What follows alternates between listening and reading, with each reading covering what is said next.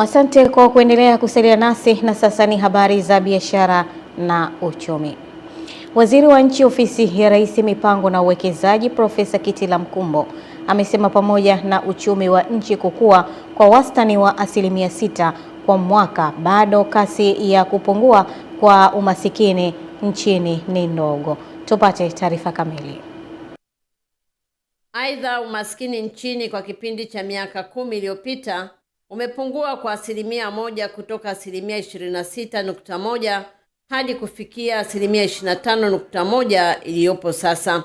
Profesa Mkumbo ameyasema hayo kwenye jukwaa la wawekezaji lililoandaliwa na benki ya NMB, jukwaa ambalo hufanyika ikiwa ni maandalizi kuelekea mkutano mkuu wa mwaka wa benki hiyo. Aidha, Profesa Mkumbo amesema pamoja na uchumi wa nchi kuendelea kukua kwa wastani mzuri ukilinganisha na nchi nyingi duniani, asilimia kubwa ya uchumi wa Tanzania haujarasimishwa, kitu ambacho hakina afya kwa uchumi wa nchi. NMB inabaki kuwa moja kati ya benki zinazofanya mageuzi makubwa ya kidigitali nchini. Mmechangia kwa kiasi kikubwa sana kwenye kukuza wafanyabiashara wadogo na wakati.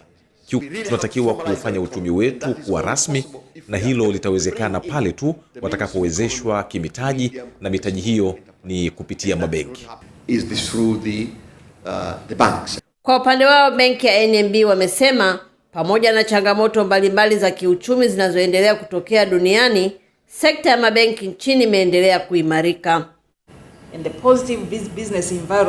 Haya mazingira mazuri ya biashara tunayoendelea kuyaona Tanzania, sekta ya mabenki imebaki imara na inatengeneza faida. Benki ya NMB imeendelea kuongoza kwenye sekta ya mabenki hapa nchini na tutaendelea kufanya vizuri.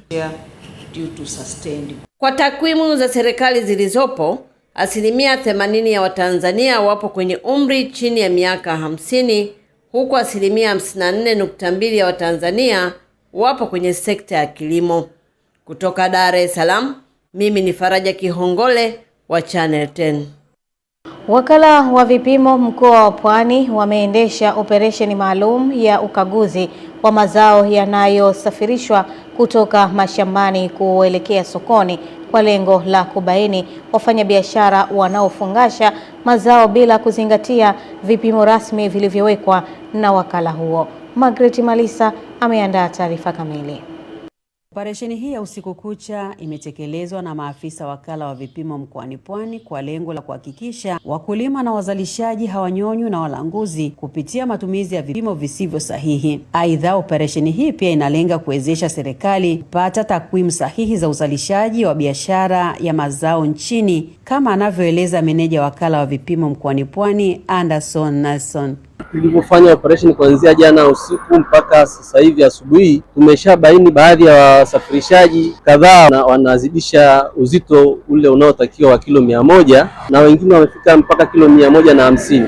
Hii ni hatari sana kwa uchumi wa wazalishaji, lakini ni hatari kwa takwimu za kitaifa. Aidha, meneja huyo wakala wa vipimo mkoani Pwani akatoa wito kwa wakulima, wasafirishaji na wafanyabiashara wa mazao. Lakini pia tutoe wito kwa wakulima wasikubali kuuzia mazao yao shambani kwa wale walanguzi wanaofika mashambani na kununua mazao bila kupima. Mmoja wa wasafirishaji wa mazao aliyefikiwa na zoezi hilo amepongeza juhudi za wakala wa vipimo mkoani Pwani kwa kuendelea kutoa elimu kuhusu umuhimu wa kutumia vipimo sahihi katika biashara ya mazao. Kwa kile nilichokiona hapa, itakuwa balozi mkubwa kuweka mizigo yenye uwiano wa viwango vinavyotakiwa walivyoviweka serikali. Grace Malisa, Channel 10. Na afisa mtendaji mkuu wa mamlaka ya masoko ya mitaji na dhamana CMSA CPA Nicodemus Mkama amesema kuorodheshwa kwa hati fungani ya makazi bond katika soko la hisa la Dar es Salaam DSE kutaleta manufaa makubwa katika sekta ya fedha nchini, ikiwemo kuongeza ukwasi katika soko la mitaji. Wanahabari wetu wametuandalia taarifa ifuatayo.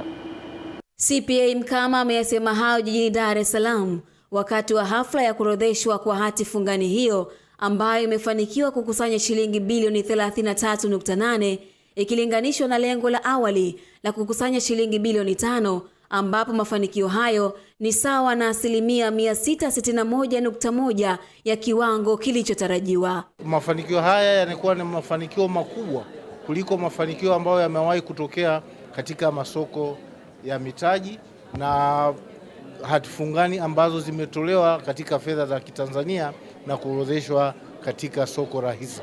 Ni mafanikio ya 661, ambapo ni mafanikio makubwa sana ambayo hayajawahi kufikiwa na taasisi yoyote katika wakati wa utoaji wa hati fungani.